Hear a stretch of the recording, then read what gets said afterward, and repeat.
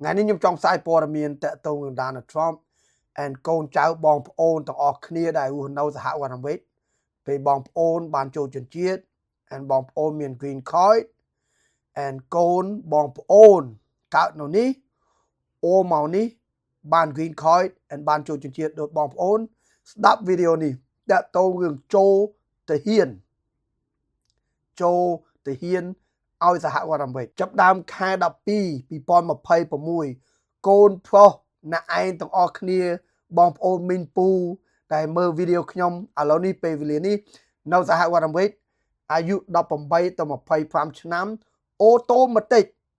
300 sinh nhé 300 tàu computer từ xe châu tây phone này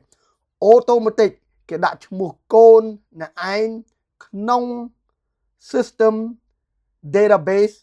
សម្រាប់ពួកទាហានសហវត្តអាមេរិកឲ្យphongភាព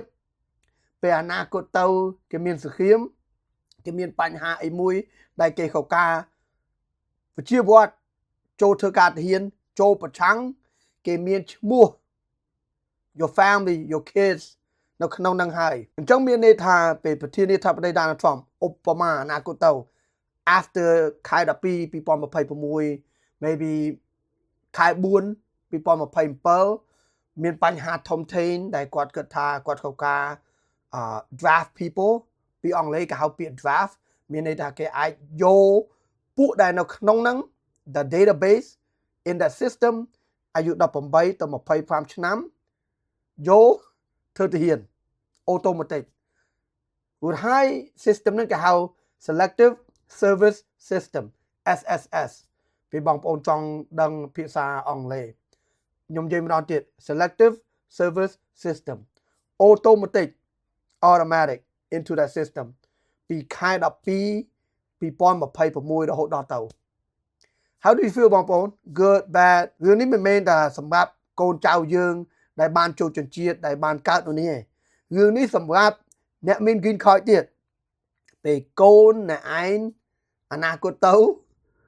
អាយុ18ទៅ25ឆ្នាំ automatic ម្ដងឈ្មោះគេចូល system ម្ដងគេដឹងទៀត How do you feel បងប្អូនអញ្ចឹងបងប្អូនដែលមើលវីដេអូនេះចូលចិត្តសង្គ្រាមមិនចូលចិត្តសង្គ្រាមចូលចិត្ត Donald Trump ឬមិនចូលចិត្ត Donald Trump ពេលអនាគតទៅគាត់ចង់ទៅប្រឆាំងប្រយុទ្ធ country ផ្សេងដូច Greenland កន្លែងណាផ្សេង Your kid កូនអ្នកឯងអាចចូលធ្វើទាហាន automatic ឲ្យគេand ហើយបងប្អូនខ្ញុំដឹងថាពេលមិនចង់ចូលទេក៏ការមាន hype Paul like ធំធេងខ្លាំងមែនទែនរួចហើយគេស៊ើបមើលទៀតគេចង់ដឹងថាអ្នកឯងកុហកឬមិនកុហករួចហើយពេលកុហក Oh my god ជាប់គុកចាំខ្ញុំប្រាប់បងប្អូនឧបមាដល់ពេលវេលាសហវណ្ណវិទ្យក្នុងការកូនអ្នកឯងចូលធ្វើទាហានចូលប្រឆាំង